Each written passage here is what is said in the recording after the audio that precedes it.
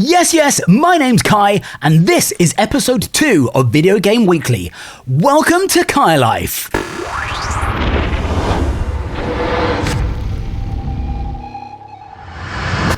That's right, welcome on in to the second episode of a weekly digest in the week's most notable game releases and the very hottest, most scorching hot news off of the video game press. Now, before we get stuck in, it's your usual reminder to drop a like and a sub if you like what you see and what you hear, and to please appease the YouTube algorithm gods by watching the video all the way through. It really does make a massive difference to how YouTube prioritizes my content, and I'm very grateful to you all for it. So, after a fairly bumper start to the month, this week is a little thin on the ground for big releases, but we do have Obsidian's Avowed just around the corner. It's just 4 days from release, so look out for a full review of that in next week's video. But for today, we're starting with The Legend of Heroes Trails Through Daybreak 2. I seem to be consistently covering games that have unnecessarily long names, and it's only episode 2. The Legend of Heroes Trails Through Daybreak 2 is the latest installment in the long-running Trails series. The game continues the narrative from its predecessor, delving deeper into the political and personal intricacies of the Republic of Calvard. The game resumes shortly after the events of the first Daybreak title, with protagonist Van Arkride returning to his role as a Spriggan, a type of underground agent handling various tasks.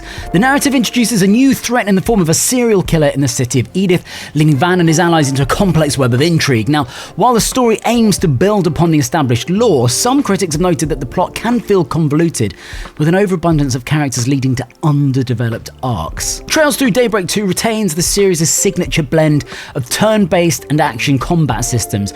The game introduces refinements to the combat mechanics, so it now offers a more streamlined and engaging experience. However, some players have expressed concerns about the complexity of those systems, suggesting that the multitude of them can be pretty overwhelming. The game utilizes an updated graphics engine, resulting in improved character models and environment. The depiction of Calvard is detailed and vibrant, and it really enhances the overall immersion. Now, despite these enhancements, some reviews have pointed out that performance issues do exist on certain platforms, and look, that always affects gameplay experience in terms of how much you're enjoying the game.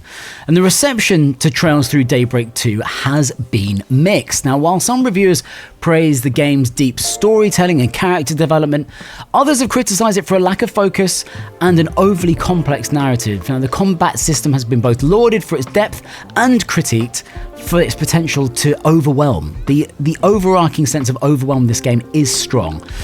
But overall, The Legend of Heroes Trails Through Daybreak 2 offers a continuation of the rich narrative and complex systems that fans of the series have come to expect. However, that complexity and expansive cast may certainly present challenges for newcomers or those seeking a more streamlined experience. The Legend of Heroes Trails Through Daybreak 2 is available now on PS5, PS4, PC, and your Nintendo Switch. Now, the other notable release is Tomb Raider 4, 5, and 6 Remastered.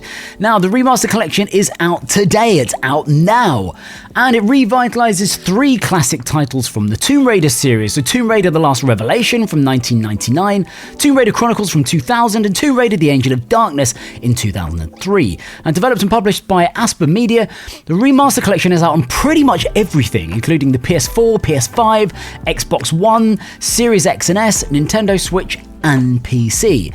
So why would you want to pick up these games that, they're super old by now? Well, so first of all, obviously they've enhanced the visuals, but the really cool thing is that you can switch between the polygon style from the original games and now updated remastered graphics at any time. So it's a super dynamic, customizable experience. Next up is the addition then of a flyby camera maker. So this is a tool that enables you to create dynamic, super cinematic shots by setting moving camera paths through any scene.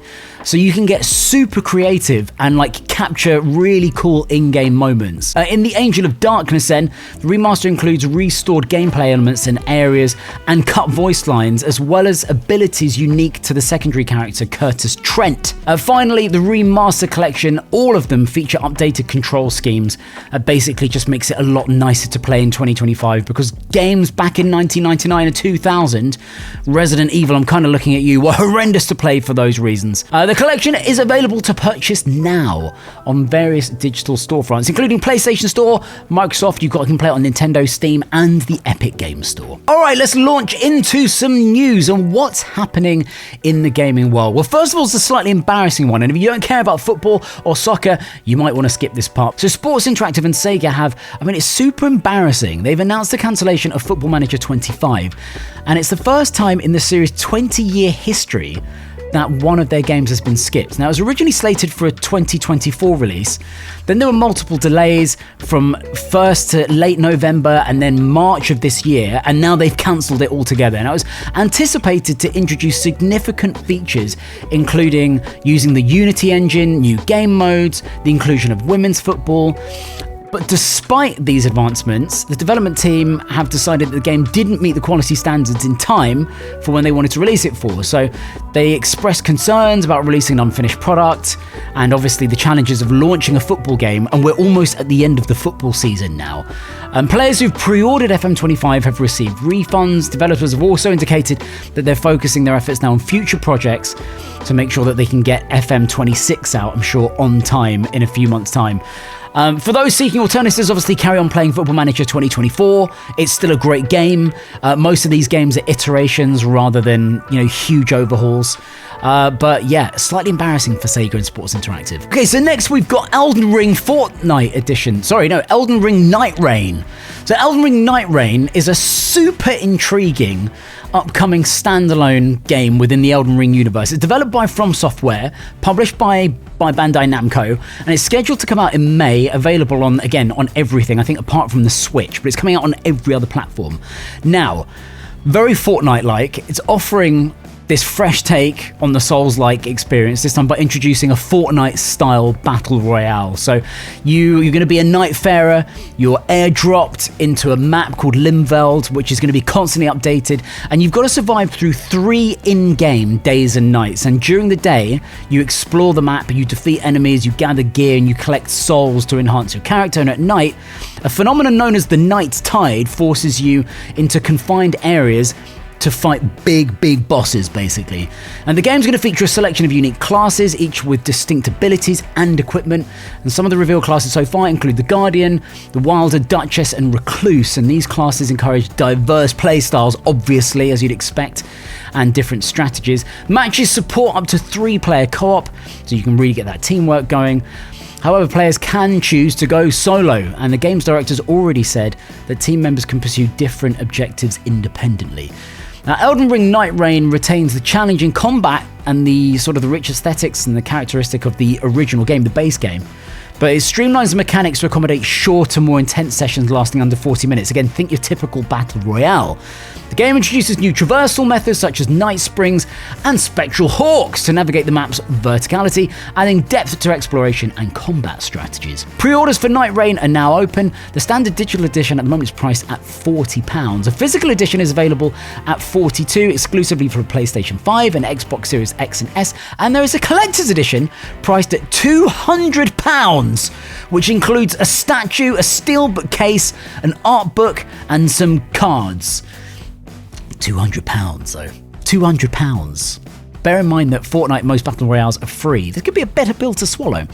Network test is scheduled for this month, which will allow selected players to experience the game ahead of the official release, and you can sign up for that online. Now, where are we at with one of the most anticipated games of this year, of this gen, and that's GTA 6. Well, it's been confirmed that we've got a scheduled release for fall 2025, so towards the end of this year, and that's basically been confirmed by Take-Two and Rockstar Games. Now, initially, there was speculation that GTA 6 might launch between January and April of this year, based on earlier financial projections. However, there have been some recent updates and they've indicated a shift to a later release window, and now we're looking at between September and November.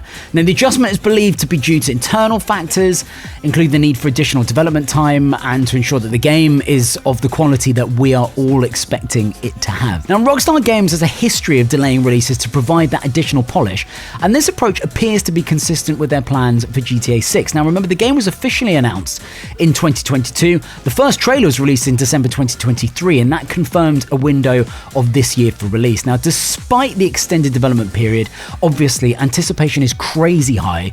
Remember, GTA 5 has sold over 200 million copies since coming out all the way back in 2013. That's insane. So look out for that September to November release date. It'll be coming out on the PlayStation 5 and Xbox Series X and S. I'd expect a PC release at some point too, but perhaps just as excitingly for the imminent release of the Nintendo Switch 2, Take-Two has said that it fully expects to support the new console. Now, they didn't specify GTA in particular, but the endorsement does sound extremely positive with regards to seeing those 5-star wanted levels on Nintendo's console. Now, we spoke about Kingdom Come Deliverance 2 last week in the first episode. It was released recently and I gave it a good review. Generally, it's been received really well. And within the first 24 hours, the game achieved crazy success. So it sold over 1 million copies, and now it's on the cusp of 2 million sales just 10 days after its release. Now, this launch, these numbers mirrors that of its predecessor, which sold over 8 million copies as of November 2024. For the people that missed the first episode, Kingdom Come Deliverance 2 continues the story of Henry of Skalitz and offers players an immersive open world experience set in 15th century Bohemia. Game has been praised pretty much universally for its authentic depiction of medieval life, engaging storytelling, and realistic combat mechanics. Now, these 2 million sales sort of highlighted by its peak concurrent player count on Steam, which is at 250,000 concurrent players just on Steam. So if you haven't picked this up already, go and pick it up. It's a great game, it's really fun, and it's beautiful to look at. Now, last but not least, Blizzard have announced that the next expansion for Diablo 4 is scheduled now for release in 2026, which marks a big departure from the earlier plan of annual releases. Now, the first expansion, Vessel of Hatred, was released just a few months ago in October, and the subsequent expansion was initially anticipated for 2025. However, Diablo's Rod Ferguson has spoken about the importance of prioritizing game quality over adhering to a strict release schedule. And I think that's awesome. I think it's a great approach. Now, despite the postponement, Blizzard say that they remain committed to delivering high quality content, and they've assured players that they're actively developing the second expansion. Now, in the meantime, Diablo 4 continues to offer seasonal updates, and at the moment we're in the season of Witchcraft, and that introduces new powers.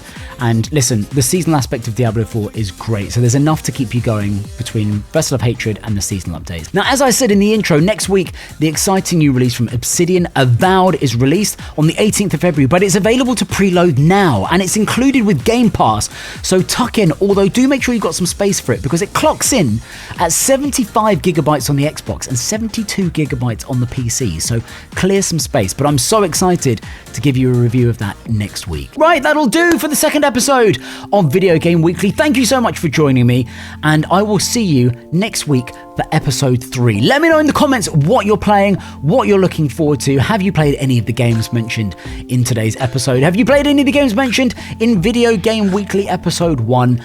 Let me know in the comments, because I love having a chat with you guys down there. But until the next video, take care, much love, and peace